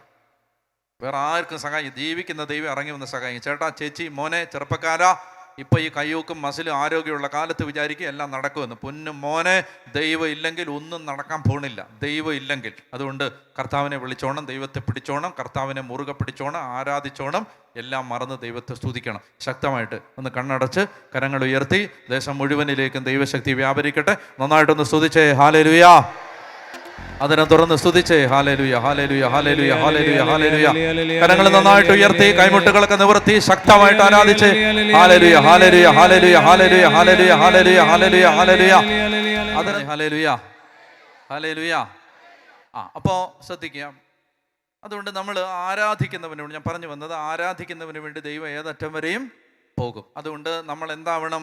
ആരാധകരാവണം. ഇപ്പം നമ്മൾ ഈ നമ്മുടെ കുർബാന ചൊല്ലുമ്പോൾ, ലത്തീൻ ക്രമത്തിൽ കുർബാന അർപ്പിക്കുന്ന സമയത്ത് നമ്മളെ ദൈവം അന്ധകാരത്തിൻ്റെ ആധിപത്യത്തിൽ നിന്ന് മോചിപ്പിച്ച് ഞങ്ങളെ രാജകീയ പുരോഹിത ഗണം, വിശുദ്ധ ജനം, അങ്ങയുടെ സ്വന്തമാക്കപ്പെട്ട ജനം എന്ന് അങ്ങ് അറിയപ്പെടുകയും എല്ലായിടത്തും അങ്ങയുടെ അത്ഭുത കൃത്യങ്ങൾ പ്രകീർത്തിക്കുവാൻ, അങ്ങനെ കണ്ടൊരു ഉണ്ടോ? അപ്പം ഇനി അതച്ഛൻ ചൊല്ലുമ്പോൾ ശ്രദ്ധിച്ച് കേട്ടോണം. എല്ലായിടത്തും എന്ത് ചെയ്യണം? ഞങ്ങളെ ദൈവം അന്ധകാരത്തിൽ നിന്ന് മോചിപ്പിച്ചത് എല്ലായിടത്തും ദൈവത്തിൻ്റെ അത്ഭുത കൃത്യങ്ങൾ പ്രഘോഷിക്കാൻ വേണ്ടിയിട്ടാണ്. അപ്പോൾ ആ വചനം എടുക്കാം. 1 പത്രോസിലേക്ക് എഴുതിയ 1-ാം ലേഖനം, 1 പത്രോസ് 2-ാം അധ്യായം 9-ഉം 10-ഉം. 9 വായിക്ക്. 1 പത്രോസ് 2:9 ഉറക്കെ വായിക്കാം. കിട്ടിയവർ ഉറക്കെ വായിക്കാം. എന്നാൽ നിങ്ങൾ തെരഞ്ഞെടുക്കപ്പെട്ട വംശവും രാജകീയ പുരോഹിത ഗണവും വിശുദ്ധ ജനതയും ദൈവത്തിൻ്റെ സ്വന്തം ജനതയുമാണ്. ആര്? ഇത് എവിടെയുള്ള ആളുകളെ കുറിച്ചായി പറയുന്നേ? അത് നമ്മളെക്കുറിച്ചാണ്, നിങ്ങൾ ഓരോരുത്തരെയും കുറിച്ചായി പറയുന്നത്. നിങ്ങൾ ഓരോരുത്തരെയും കുറിച്ച് ദൈവവചനം പറയുന്നു. നിങ്ങൾ ആരൊക്കെയാണ്? ഇനി ഇത് കുർബാനയിൽ അച്ഛൻ ചൊല്ലുമ്പോൾ ഓർത്തോണം, ഇത് കേട്ടോണം. ഇത് നിങ്ങൾ കുർബാനയിൽ ചൊല്ലുന്ന ഒരു പ്രാർത്ഥനയാണിത്, അല്ലേ? അന്ധകാരത്തിൻ്റെ ആധിപത്യത്തിൽ നിന്ന് ഞങ്ങളെ മോചിപ്പിച്ച് തൻ്റെ പുത്രൻ്റെ രാജ്യത്തിലേക്ക് ആനയിച്ചു. ഞങ്ങളെ തിരഞ്ഞെടുക്കപ്പെട്ട ജനത, രാജകീയ പുരോഹിത ഗണം, വിശുദ്ധ ജനമായി അങ്ങ് ഞങ്ങളെ തിരഞ്ഞെടുക്കുക, അങ്ങയുടെ അത്ഭുത കൃത്യങ്ങൾ എല്ലായിടത്തും പ്രഘോഷിക്കാൻ അന്ധകാരത്തിൽ നിന്ന് ഞങ്ങളെ, അങ്ങനെ കണ്ടാണ് പ്രാർത്ഥന. പറഞ്ഞേ ഹല്ലേലൂയ. അപ്പോൾ അതുകൊണ്ട് ഇനി അത് കേൾക്കുമ്പോൾ ഓർത്തോണം. അപ്പോൾ വായിക്കാം. നിങ്ങൾ ആരാണ്? നമ്മുടെ ഐഡൻറ്റിറ്റി, ക്രിസ്തീയ ജീവിതത്തിൽ നമ്മുടെ വ്യക്തിത്വം എന്ന് പറയുന്നത് നമ്മൾ ആരാണ് എന്നുള്ളത് പറയുകയാണ്. നമ്മൾ പറയാം, വായിക്കാം. നിങ്ങൾ തിരഞ്ഞെടുക്കപ്പെട്ട വംശവും രാജകീയ പുരോഹിത ഗണവും വിശുദ്ധ ജനതയും ദൈവത്തിൻ്റെ സ്വന്തം ജനവുമാണ്. ദൈവത്തിൻ്റെ സ്വന്തം ജനവുമാണ്. നിങ്ങൾ ദൈവത്തിൻ്റെ സ്വന്തമാണ്. സംശയമുണ്ടോ? ദൈവത്തിൻ്റെ സ്വന്തം ജനമാണ്, തിരഞ്ഞെടുക്കപ്പെട്ട ജനമാണ്, രാജകീയ പുരോഹിത ഗണമാണ്, വിശുദ്ധ ജനതയാണ്, ദൈവത്തിൻ്റെ സ്വന്തം ജനമാണ്. ഇനി ഇങ്ങനെ ദൈവം നമ്മളെ സ്വന്തമാക്കിയത് എന്തിന്? അതാണ് അവിടെ പറയുന്നത്. അടുത്ത വാക്യം വായിച്ചേ. അതിനാൽ അന്ധകാരത്തിൽ നിന്ന് തൻ്റെ അത്ഭുതകരമായ പ്രകാശത്തിലേക്ക് നിങ്ങളെ വിളിച്ചവന്റെ നന്മകൾ പ്രകീർത്തിക്കണം. ഇതിനാണ് വിളിച്ചത്, ഇതിനാണ് മാമോദീസ തന്നത്, ഇതിനാണ് ദൈവം തൻ്റെ ജനമാക്കി മാറ്റിയത്. പ്രത്യേകം ശ്രദ്ധിക്കണം, ഇത് ചെയ്യാത്തൊരു ജനത ദൈവം സ്വന്തം ജനമായിട്ട് കണക്കാക്കില്ല. മനസ്സിലായി? മാമോദീസ മുങ്ങിയത് കൊണ്ട് മാത്രം ഒരു ജനത ദൈവത്തിൻ്റെ ജനതയാവുന്നില്ല. അന്ധകാരത്തിൽ നിന്ന് തങ്ങളെ പ്രകാശത്തിലേക്ക് വിളിച്ച് പുത്രനെ രാജ്യത്തിലേക്ക് കൊണ്ടുവന്നവന്റെ നന്മകൾ പ്രകീർത്തിച്ച് ദൈവത്തെ ആരാധിക്കുമ്പോഴാണ് നമ്മൾ ഒരു വിശുദ്ധ ജനതയായി രൂപപ്പെടുന്നത്. ആരാധിക്കുമ്പോഴാണ് നമ്മൾ ദൈവത്തിൻ്റെ സ്വന്തം ജനമായി മാറുന്നത്. മനസ്സിലാവുന്നോ? അതായത് നമ്മൾ ദൈവത്തെ ആരാധിക്കുമ്പോൾ മാത്രമാണ് നമ്മൾ ദൈവത്തിന് വേണ്ടപ്പെട്ട മക്കളായിട്ട് മാറുന്നത്. അപ്പം അതുകൊണ്ട് ഞാൻ ഈ രാത്രി നിങ്ങളോട് പറയാൻ ആഗ്രഹിക്കുന്നത്, നമുക്ക് നമ്മുടെ ക്രിസ്തീയ ജീവിതത്തിൽ കത്തോലിക്ക തിരുസഭയിലൂടെ ദൈവം നമുക്ക് തന്നിട്ടുള്ള ഏറ്റവും വലിയ ആരാധനയാണ് പരിശുദ്ധ കുർബാന. പരിശുദ്ധ കുർബാന. ഈ പരിശുദ്ധ കുർബാനയിൽ ദൈവത്തെ, ദേവാലയങ്ങളിൽ ചെന്ന് ദൈവത്തെ നിങ്ങൾ ആരാധിക്കുമ്പോൾ ആ കുടുംബത്തെ ദൈവം സ്വന്തം ജനമായിട്ട് കാണും. മനസ്സിലായ? ഒരു വ്യക്തി വിശുദ്ധ കുർബാനയെ സ്നേഹിച്ചു തുടങ്ങുമ്പോൾ ആ വ്യക്തിയെ യേശു സ്വന്തമായിട്ട് കാണും, സ്വന്തമായിട്ട്. പിന്നെ നമ്മൾ ആരുടെയാണ്? നമ്മൾ പിന്നെ യേശുവിൻ്റെ സ്വന്തം ആളുകളാണ്. സ്വന്തം. പറഞ്ഞേ ഹല്ലേലൂയ, പറഞ്ഞേ ഹല്ലേലൂയ. ഞാൻ ഓർക്കുന്നുണ്ട്, ഞാൻ വർഷങ്ങൾക്ക് മുമ്പ് 2011-12 കാലം, അപ്പോൾ ആ സമയത്ത് ഞാനൊരു ഇടവകയിൽ വികാരിച്ചനായിട്ടിരിക്കുമ്പോൾ ഒരു ചെറുപ്പക്കാരൻ, എനിക്ക് എല്ലാ ദിവസവും പാല് കൊണ്ടുവരുത്തിരുന്ന ചെറുപ്പക്കാരൻ, പാല് രാവിലെ കൊണ്ടുവരും, 6 മണിയാകുമ്പോൾ കൊണ്ടുവരും. അപ്പം ഞാൻ രാവിലെ കുർബാനയ്ക്ക് രാവിലെ ഇടവ് പള്ളിയിൽ രാവിലത്തെ കുർബാനയ്ക്ക് വേണ്ടി റെഡിയായി ഇറങ്ങുമ്പോൾ ഇവൻ പാലും കൊണ്ടുവരും. ഒരു കൈലി കൊണ്ട് കൊടുത്ത് ടീഷർട്ടൊക്കെ ഇട്ട് പാലും കൊണ്ടുവരും. അപ്പോൾ ഈ പാല് തന്നിട്ട് ഇവൻ ഇങ്ങനെ പോകും. 5-6 ദിവസം വന്നിട്ട് പോയപ്പോൾ ഇവൻ ഇങ്ങനെ പറഞ്ഞു, ഞാൻ വചനമൊക്കെ പ്രഘോഷിക്കുന്ന അച്ഛനാണ് എന്ന് അവന് മനസ്സിലായപ്പോൾ അവൻ എന്നോട് പറഞ്ഞു, അച്ഛാ എനിക്ക് വലിയൊരു സങ്കടമുണ്ട്. എൻ്റെ സങ്കടം, എനിക്ക് നേവിയിൽ ഒരു ഉദ്യോഗസ്ഥനായിട്ട് ജോലി ചെയ്യണമെന്നായിരുന്നു എൻ്റെ ആഗ്രഹം. അങ്ങനെ ഞാൻ എന്ത് ചെയ്തു, ഞാൻ ഒരു കോളേജിൽ പോയിട്ട് ആദ്യം ഡിഗ്രി എടുക്കാമെന്ന് വിചാരിച്ചിട്ട് ഒരു കോളേജിൽ പോയി ഡിഗ്രി പഠിക്കാൻ തുടങ്ങിയപ്പോൾ കോളേജിലെ ആളുകൾ എൻ്റെ അടുത്ത് പറഞ്ഞു, ഇതൊക്കെ ബുദ്ധിയുള്ളവർക്ക് പറഞ്ഞിട്ടുള്ളതാണ് ഈ കോഴ്സൊക്കെ, അതുകൊണ്ട് നീ പൊക്കോളാൻ പറഞ്ഞു, നിന്നെ കൊണ്ട് ഇത് പറ്റില്ല. അതുകൊണ്ട് കുറച്ച് ദിവസം കഴിഞ്ഞപ്പോൾ അവൻ ഈ കോളേജിൽ പോകാതായി. പ്രൈവറ്റ് കോളേജാണ്. ഇനി ഒരു 50,000 രൂപ അവിടെ കൊടുത്താലേ ഈ സർട്ടിഫിക്കറ്റ് എല്ലാം അവർ തിരിച്ചു കൊടുക്കത്തുള്ളൂ. കോഴ്സ് പാതി വഴി നിർത്തി. അത് കഴിഞ്ഞിട്ട് ആരാണ്ട് പറഞ്ഞു, ഇതിൻ്റെ കോച്ചിങ് ഉണ്ട്, അതിനപ്പോൾ അങ്ങനെയൊക്കെ ചെന്നിട്ട് പരീക്ഷയൊക്കെ എഴുതി അങ്ങനെയൊക്കെ പോകാമെന്നൊക്കെ പറഞ്ഞപ്പോൾ അതിനടുത്തുള്ള ഒരു നഗരത്തിൽ ഒരു കോഴ്സിന് പോയി ചേർന്നിട്ട് ആ കോഴ്സിന് ഇവനെ ഇത് പഠിപ്പിക്കുന്ന ആ ഇൻസ്ട്രക്ടർ തന്നെ പറഞ്ഞു, പൊന്നു മോനെ ഇതൊക്കെ ബുദ്ധിയുള്ള ആളുകൾക്ക് പറഞ്ഞിട്ടുള്ളതാണ്, ഇത് നിന്നെ കൊണ്ട് പറ്റുമെന്ന് തോന്നുന്നില്ല. അങ്ങനെ അവിടെയും കൊടുത്ത പൈസ വെറുതെയായി. അങ്ങനെ ഇപ്പോൾ പാലും കൊടുത്ത് ഇങ്ങനെ നിൽക്കുകയാണ്. അവൻ എൻ്റെ അടുത്ത് അവൻ വളരെ സങ്കടത്തോടെ പറഞ്ഞു, അച്ഛാ എനിക്ക് ഒരു നേവിയിലെ ഉദ്യോഗസ്ഥനായി എന്നെ തന്നെ കാണണമെന്ന് ആഗ്രഹമുണ്ട്. പക്ഷെ കാണുന്നവരെല്ലാം എന്നോട് പറയുകയാണ്, എന്നെക്കൊണ്ട് ഇത് നടക്കത്തില്ല. എനിക്ക് കഷ്ടം തോന്നി. പോരാത്തതിന് അവൻ എനിക്ക് പാല് തരുന്ന ആളാണ്, അവനെ ഞാൻ ബഹുമാനിക്കേണ്ടതുണ്ട്. അപ്പം അതുകൊണ്ട് ഞാൻ അവനോട് പറഞ്ഞു, നിനക്ക് എന്താ വേണ്ടേ? അവൻ പറഞ്ഞു, അച്ഛാ എൻ്റെ അപ്പനും അമ്മയ്ക്കും ഒരാഗ്രഹമുണ്ട്, എന്നെ ഒരു നേവിക്കാരനായിട്ട് കാണണം. വെരി ഗുഡ്, നീ ഒരു നേവിക്കാരനാവണം. എൻ്റെ ആഗ്രഹം അതാണ്. കാരണം എൻ്റെ ഇടവക്കാരൻ നേവിയിൽ കൊണ്ടെന്ന് പറയുന്നത് എനിക്കും ഒരു അന്തസ്സാണ്. അപ്പം ഞാൻ പറഞ്ഞു, നേവിക്കാരനാക്കാം, ശരിയാക്കി തരാം. അപ്പം അവൻ വിചാരിച്ചു എനിക്ക് അങ്ങനെ വല്ല പരിചയമോ സ്വാധീനമൊക്കെ ഉണ്ടെന്ന് അവൻ വിചാരിച്ചു. അതൊന്നും ഇല്ലെന്ന് എനിക്കും അറിയാം, ദൈവത്തിനും അറിയാം. അപ്പം ഞാൻ പറഞ്ഞു ശരിയാക്കി തരാം. അപ്പം അവൻ പറഞ്ഞു, അവന് പ്രതീക്ഷയായി, അച്ഛാ എങ്ങനെയെങ്കിലും ഒന്ന് ശരിയാക്കി തരാം. നാളെ വരുമ്പോൾ പാലും കൊണ്ട് വരുമ്പോൾ പാൻറ്റും ഷർട്ടും ഇട്ട് വരണം, നിന്നെ ഞാൻ നേവിക്കാരനാക്കി തരാം. ഇപ്പം ഇവന് മനസ്സിലായില്ലേ, എനിക്ക് വലിയ സുഖമില്ലെന്ന് ഇവൻ അവിടെ ഇവിടെയൊക്കെ കേട്ടിട്ടുണ്ട്. അപ്പം ഇപ്പോൾ അവന് ഉറപ്പായിരിക്കുകയാണ് എന്താണ്, ഇയാൾക്ക് എന്തോ കാര്യമായ കുഴപ്പമുണ്ട്. കയ്യിൽ കൊടുത്ത് ടീഷർട്ട് വിട്ട് പാലും കൊണ്ട് വന്നവനോട് ഞാൻ പറയുകയാണ്, നീ പാൻറ്റും ഷർട്ട് വിട്ട് വന്നാൽ നിന്നെ ഞാൻ നേവിക്കാരനാക്കിയിരിക്കും, ഉറപ്പാണ്. ഏതായാലും ഇയാൾ എന്ത് ഭ്രാന്താ പറയുന്നതെന്ന് അവന് മനസ്സിലായില്ലെങ്കിലും പിറ്റേ ദിവസം ഞാൻ നോക്കിയപ്പോൾ നല്ല പാൻറ്റ് ഷർട്ടും ഒക്കെ ഇട്ട് ഇൻസർട്ടൊക്കെ ചെയ്ത് ഒരു നേവിക്കാരനെ പോലെ ഇവൻ പാലും കുപ്പിയായിട്ട് നിൽക്കുകയാണ്. എന്താ, നേവിക്കാരൻ രാവിലെ പാലും കൊണ്ടുവന്നിരിക്കും. അപ്പം ഞാൻ ഇവൻ്റെ അടുത്ത് പറഞ്ഞു, പൊന്നു മോനെ, പാലവിടെ വെച്ചിട്ട് മക്കള് പള്ളി കയറാൻ പറഞ്ഞു. 6:30 കുർബാനയുണ്ട്. നിനക്ക് നേവിക്കാരനാവണ്ടേ? 6:30 കുർബാനയുണ്ട്, കയറാൻ പറഞ്ഞു. അപ്പോഴാണ് അവന് മനസ്സിലായത്, കൈലി മാറ്റി പാൻറ്റിട്ട് വരാൻ പറഞ്ഞതിൻ്റെ ഉദ്ദേശം അവന് പിടിയിട്ടത്. അപ്പോൾ അവന് 6:30 കുർബാനയ്ക്ക് കയറി. അപ്പോൾ ഒരു 7:15 കുർബാന കഴിഞ്ഞു, പുറത്തിറങ്ങി പാലും കുപ്പിയും കൊണ്ട് വീട്ടിലേക്ക് പോയി. പിറ്റേ ദിവസം രാവിലെ പാൻറ് ഷർട്ട് വിട്ട് വന്നിരിക്കുന്നു, പാല് വെക്കുന്നു, പള്ളി കയറുന്നു, കുർബാന കൂടുന്നു, കുർബാന കഴിഞ്ഞ് തിരിച്ചു പോകുന്നു. കുറേ ദിവസം കഴിഞ്ഞപ്പോൾ ഇവൻ എൻ്റെ അടുത്ത് പറഞ്ഞു, അച്ഛാ, ഞാൻ എല്ലാ ദിവസവും ഇങ്ങനെ കുർബാനയ്ക്ക് വന്ന് നിൽക്കുന്നു, പക്ഷേ ഞാൻ കുർബാന സ്വീകരിക്കുന്നില്ല. കാരണം ഞാൻ കുമ്പസാരിച്ചിട്ട് ഒത്തിരി കാലമായി. അതുകൊണ്ട് അച്ഛൻ എന്നെ ഒന്ന് കുമ്പസാരിപ്പിക്കാമെങ്കിൽ എനിക്ക് നാളെ മുതൽ എല്ലാവരുടെയും കൂടെ ഈ നേവിക്കാരനും കുർബാന സ്വീകരിക്കായിരുന്നു.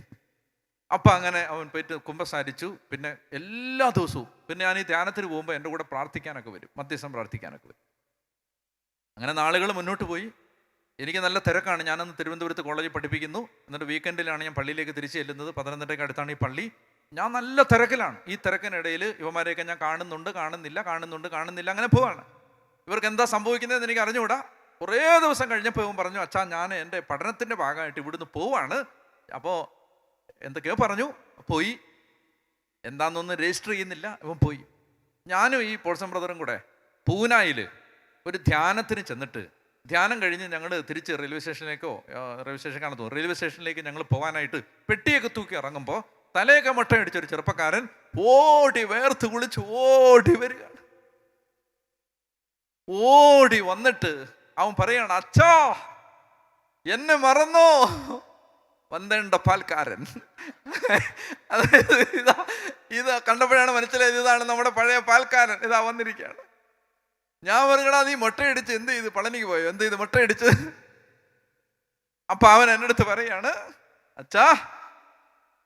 അച്ഛാ, എന്നോട് റെസ്പെക്റ്റോടുകൂടി വേണം സംസാരിക്കാൻ. ഞാനൊരു നേവിക്കാരനാണ്. ഞാൻ പറഞ്ഞു, അമ്പോ, ഇതെങ്ങനെ സംഭവിച്ചു? അവൻ പറയാണ്, അച്ഛന് ഒരു കാര്യം ഓർമ്മയില്ല. അച്ഛനോട് പറഞ്ഞിട്ടല്ലേ ഞാൻ പോയത്. ഞാൻ പോവാണ്, ട്രെയിനിങ്ങിന് പോവാണ്. ട്രെയിനിങ് എല്ലാം കഴിഞ്ഞു. ഞാനിപ്പോൾ ഈ പൂനായിലുള്ള അതിൻ്റെ നേവൽ ഓഫീസിൽ നിന്ന്, അവിടെ ഞാൻ എൻ്റെ ജോലി സംബന്ധം അവിടെ ഞാൻ ജോലി ചെയ്യാണ്. അവിടുന്ന് അച്ഛൻ വന്നെന്ന് വീട്ടിൽ നിന്ന് വിളിച്ച് പറഞ്ഞപ്പോൾ ഞാൻ ഓടി വന്നതാണ്. അച്ഛാ, കുമ്പസാരിച്ചിട്ട് ഒത്തിരി കാലമായി. കുമ്പസാരിച്ച് ഇന്ന് കുർബാനയൊക്കെ സ്വീകരിച്ചിട്ട് വേണം എനിക്ക് തിരിച്ചു പോകാൻ. ഞാൻ അവനെ അപ്പം തന്നെ റെയിൽവേ സ്റ്റേഷനിൽ പോകുന്നതിന് മുമ്പ് അപ്പം തന്നെ കുമ്പസാരിപ്പിച്ച്, ഇനി അവന് കുർബാന ചൊല്ലാനുള്ള നേരമൊന്നുമില്ല. ഞാൻ സക്കറാരിയിൽ നിന്ന് ഒരു വിശുദ്ധ എടുത്ത് അവന് കൊടുത്തിട്ട് പറഞ്ഞു, ഈശോയെ സ്വീകരിച്ചിട്ട് നീ നേവിക്കാരാ, നീ ഓടിക്കോടാ പറഞ്ഞ. ഹല്ലേലൂയ. മനസ്സിലായോ? ആരാധകനാവണം. ആരാധിക്കുന്നവൻ്റെ ആഗ്രഹങ്ങൾ ദൈവം സാധിച്ചു. ഒരു വചനം വായിച്ചേ, സങ്കീർത്തനങ്ങൾ 37:4. സങ്കീർത്തനങ്ങൾ 37:4. സങ്കീർത്തനങ്ങൾ 37:4.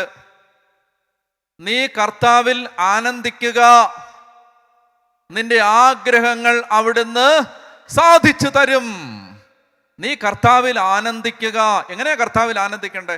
എല്ലാ ദിവസവും കുർബാനയ്ക്ക് പോകണം. എല്ലാ ദിവസവും പരിശുദ്ധ കുർബാനയ്ക്ക് പോയി ബലിപീഠത്തിന് മുമ്പിൽ നിന്ന് ദൈവത്തെ സന്തോഷത്തോടെ ആരാധിക്കണം. പറഞ്ഞേ ഹല്ലേലൂയ, ഹല്ലേലൂയ. അവിടെ കുർബാനയ്ക്ക് നിന്നിട്ട് അങ്ങോട്ട് നല്ല അന്തസ്സായിട്ട് ദൈവത്തെ ആരാധിക്കണം. നേരെ അങ്ങോട്ട് നിന്ന്, എന്ത് രസമാണ് നിങ്ങളുടെ കുർബാന, നന്നായിട്ട് നിന്ന് അങ്ങോട്ട് ആരാധിക്കണം. അല്ലേ? കർത്താവ് നിങ്ങളോട് കൂടെ, അങ്ങേ ആത്മാവോടും കൂടെ ഹൃദയങ്ങൾ ഉയർത്തുവിൻ, ഇതാ ഞങ്ങൾ ഉയർത്തിയിരിക്കുന്നു എന്നൊക്കെ നല്ല അഭിമാനത്തോടെ പറയണം.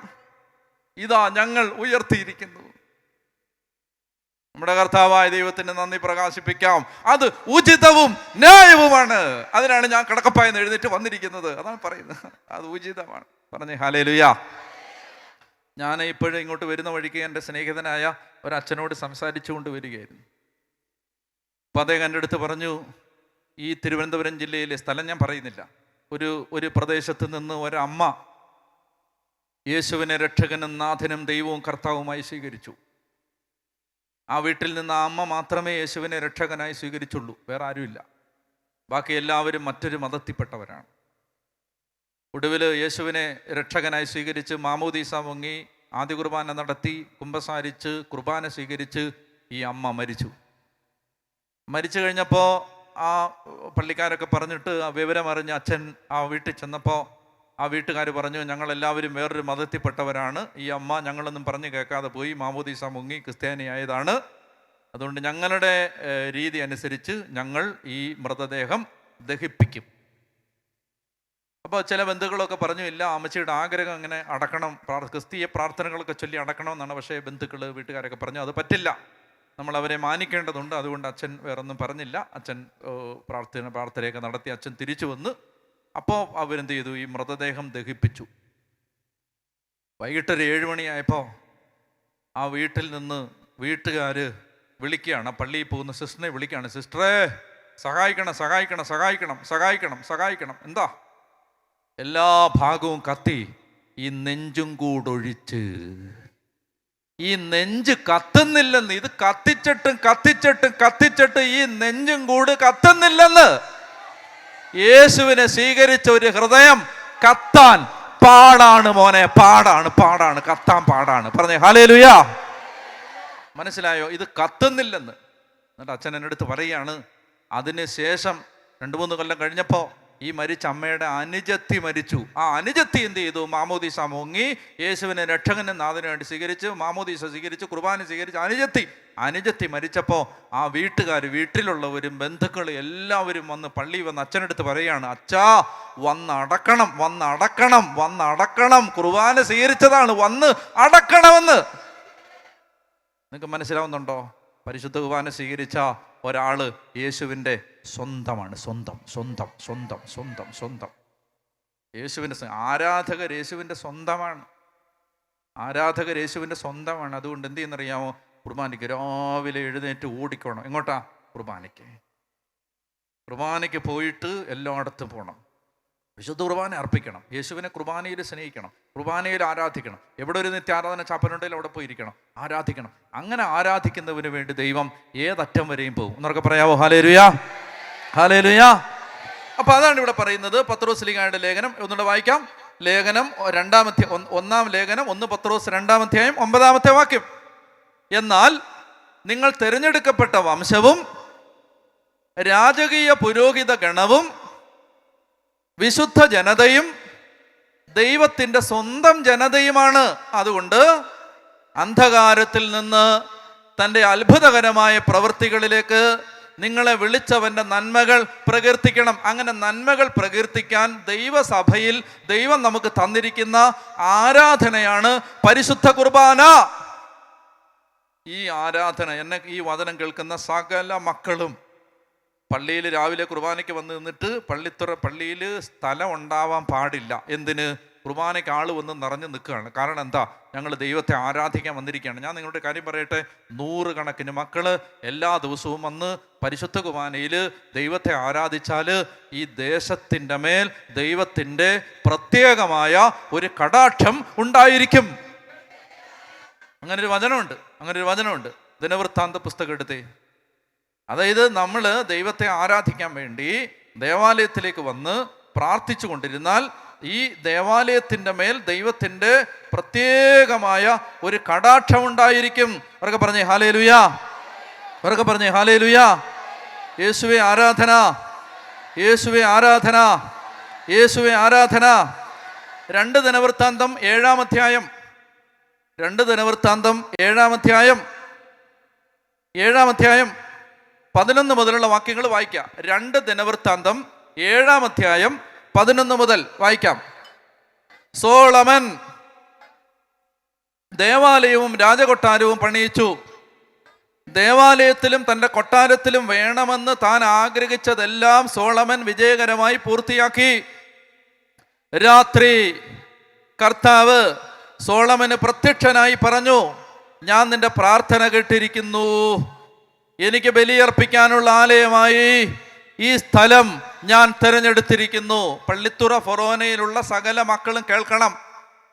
നിങ്ങൾ ഏത് പള്ളിയിൽ നിന്നാണോ വന്നിരിക്കുന്നത്, ആ പള്ളി, ആ സ്ഥലം ദൈവത്തെ ആരാധിക്കാനുള്ള പള്ളിയായി ദൈവം തിരഞ്ഞെടുത്തത് കൊണ്ടാണ് ഈ തിരുവനന്തപുരം ജില്ലയിൽ നിങ്ങൾക്ക് അങ്ങനെ ഒരു പള്ളി വെക്കാനുള്ള അനുവാദം ദൈവം തന്നത്. അത് ദൈവം തിരഞ്ഞെടുത്തതാണ്.